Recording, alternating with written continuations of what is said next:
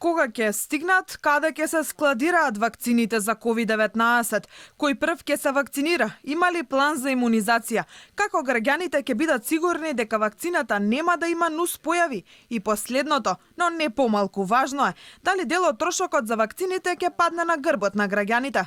Легитимни прашања, но одговори нема.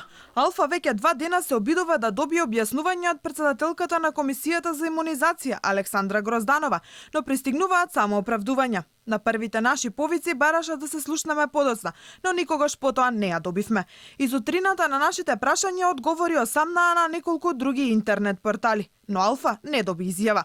Во незините изјави за други медиуми објаснува дека ќе стигнат 833.000 дози од вакцината против COVID-19 за околу 20% од населението.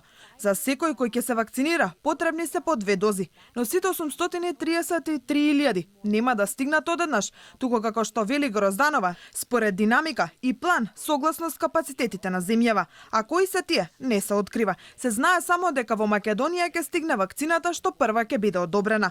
Според Грозданова се очекува дозите да стигнат во првото тромесечие следната година, а приоритет ќе добијат ризичните групи, здравствените работници, хронично болните и постарата популација. Дури потоа би следувала набавка на дополнителни количини на вакцина за останатите.